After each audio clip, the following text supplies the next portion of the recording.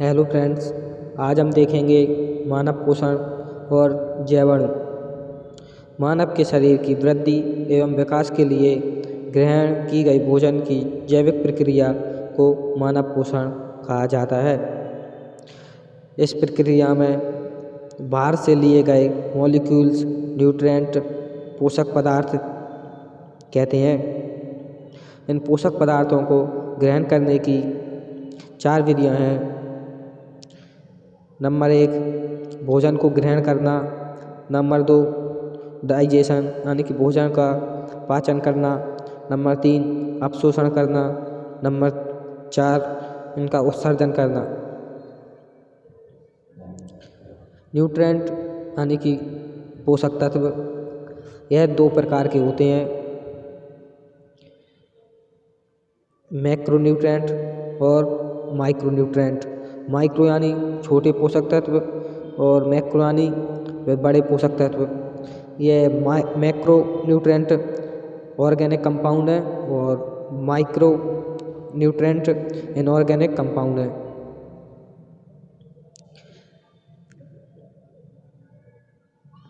पोषक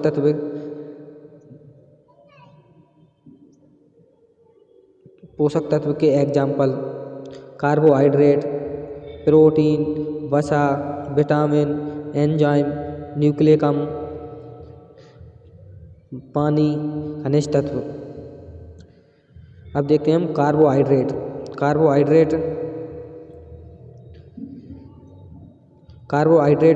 यानी कि शर्करा या शुगर। कार्बोहाइड्रेट का मतलब कार्बन प्लस जल। कार्बोहाइड्रेट में 3 तत्व होती हैं, कार्बन, हाइड्रोजन और ऑक्सीजन।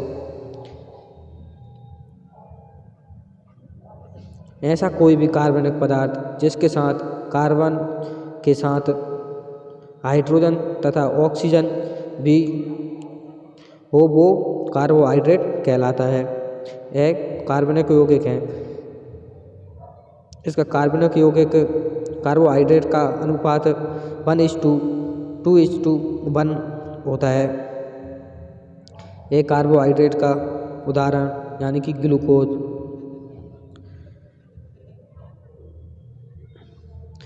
यह ऊर्जा देने वाले अणु है। कार्बोहाइड्रेट का पाचन मुख में एंजाइम, सलाइवरी एंजाइम के माध्यम से होता है, यानी कि लारीय एंजाइम के माध्यम से होता है, और टाइलिन एंजाइम से होता है। और इसके बाद इसका पाचन छोटी आंत में होता है। वो अमाइलेज पैंक्रियाटिक जूस के माध्यम से। इससे 70 से 80% एनर्जी कार्बोहाइड्रेट से मिलती है।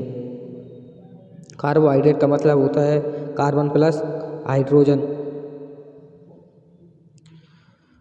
और 15 से 20% एनर्जी प्रोटीन और फैट से मिलती है। रिक्वायरमेंट ऑफ कार्बोहाइड्रेट, हमें दिन भर में कितनी कार्बोहाइड्रेट की आवश्यकता होती है, तो 350 से 400 ग्राम पर डे कार्बोहाइड्रेट की रिक्वायरमेंट होती है। कार्बोहाइड्रेट यानी कि सैकेराइड शुगर के आधार पर कार्बन का वर्गीकरण। कार्बोहाइड्रेट का वर्गीकरण 3 भागों में बांटा गया है, मोनोसैकेराइड, ओलिगोसैकेराइड, पॉलीसैकेराइड। मोनोसैकेराइड यानी एक शुगर इसमें होती है, और ओलिगोसैकेराइड यानी कि 10 से कम शुगर होती है, और पॉलीसैकेराइड 10 से ज़्यादा शुगर होती हैं। यह मोनोसैकेराइड सबसे छोटी शर्करा है। इसमें कार्बन 6 से 7 कार्बन होते हैं, कार्बन बॉन्ड होते हैं। और पॉलीसैकेराइड यह सबसे बड़ी शर्करा है। अब देखते हैं मोनोसैकेराइड। मोनोसैकेराइड सबसे छोटी शर्करा है। इसमें एक शुगर होती है।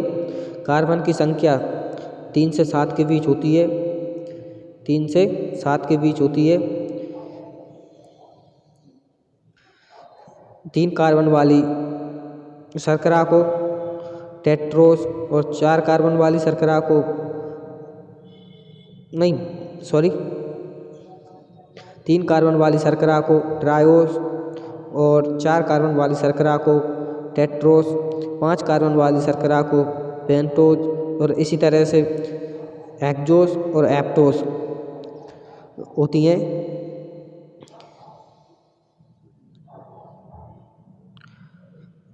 शर्करा के कार्बोहाइड्रेट के उदाहरण ग्लूकोज, फ्रैक्टोज, गैलेक्टोज। ग्लूकोज को ब्लड शुगर भी कहते हैं। यह फ्रूट और जूस में पाई जाती है, इसे ब्लड शुगर भी कहा जाता है। फ्रैक्टोज यह फ्रूट शुगर कैन में पाया जाता है, यानी कि गन्ने में पाई जाती है। गन्ने वाली शर्करा भी कह सकते हैं। यह नेचुरल स्वीटेस्ट कार्बोहाइड्रेट शुगर है। गैलेक्टोज के टूटने पर लैक्टोज के टूटने पर बनती है। यह बेसिक फार्मूला C6H12O6 ही होता है। यह तुरंत एनर्जी के लिए मोनोसैकेराइड कार्बोहाइड्रेट खानी चाहिए। तुरंत अगर एनर्जी चाहिए तो मोनोसैकेराइड वाली कार्बोहाइड्रेट खाना चाहिए, उदाहरण के तौर पर ग्लूकोज वगैरह। अब देखते हैं ओलिगोसैकेराइड। इसमें एक से अधिक लेकिन 10 से कम शर्करा होती हैं, यानी कि 2 शुगर डाइसैकेराइड, 3 शुगर ट्राइसैकेराइड, 4 शुगर टेट्रासैकेराइड, इसी तरह से क्रम आगे बढ़ता जाता है। इसके example lactose, maltose, sucrose. Lactose इसका फार्मूला C12H22 और O11। इसको मिल्क शुगर भी कहते हैं। ग्लूकोज एवं गैलेक्टोज से मिलकर बना होता है। अब देखते हैं माल्टोज का भी सेम टू सेम सूत्र है।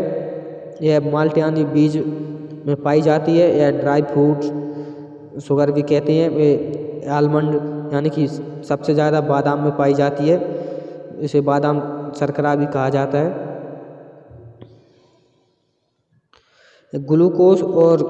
ग्लूकोज के मिलने से एक माल्टोज शर्करा का निर्माण होता है। जब माल्टोज टूटी है तो दो ग्लूकोज में टूटेगा। सुक्रोज इसका भी सेम फॉर्मूला है। यह गुड़ में पाया जाता है और चीनी में भी पाया जाता है। इसे टेबल शुगर के नाम से भी जाना जाता है। यह हनी में भी पाया जाता है। ग्लूकोज और फ्रैक्टोज जब दोनों मिलकर जो भी तत्व बनाएंगी तो वो सुक्रोज होगा। सुक्रोज के टूटने से एक ग्लूकोज और एक फ्रैक्टोज का निर्माण होगा। अब देखते हैं पॉलीसैकेराइड। ऐसे कार्बोहाइड्रेट जिनमें 10 से ज़्यादा सैकेराइड यूनिट हों, इन्हें कॉम्प्लेक्स यानी कि जटिल शर्करा कहा जाता है। पॉलीसैकेराइड कार्बोहाइड्रेट 2 फॉर्म में पाई जाती है। ये स्टोरेज एवं संरचनात्मक यानी कि स्ट्रक्चर 2 फॉर्म में पाई जाती है। उदाहरण संग्रहित के उदाहरण ग्लाइकोजन, ये ह्यूमन बॉडी यानी कि स्टार्च, आलू, चावल, मक्के पौधों में पाए जाते हैं। और स्ट्रक्चरल कार्बोहाइड्रेट सेल वॉल, कोशिका भित्ति में पाई जाती है।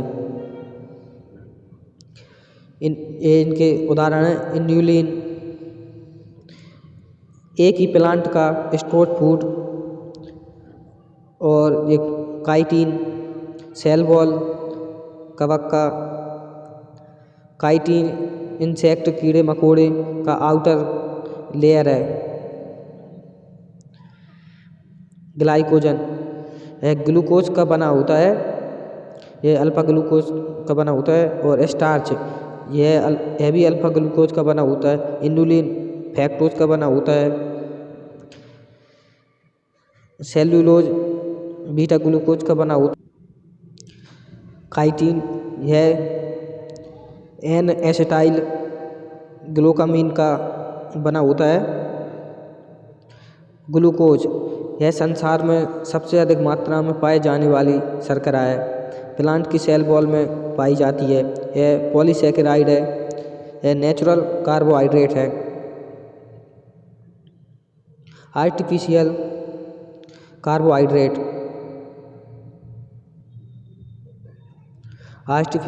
कार्बोहाइड्रेट एस्पार्टिमेन यह सबसे मीठी शर्करा होती है। सुक्रालोज सैकेराइन डेक्सट्रोज यह हॉस्पिटल में काम आती है। यह ग्लूकोज से भी ज़्यादा इंस्टेंट एनर्जी देती है, यानी कि ग्लूकोज से भी जल्दी एनर्जी देती है। Thank you.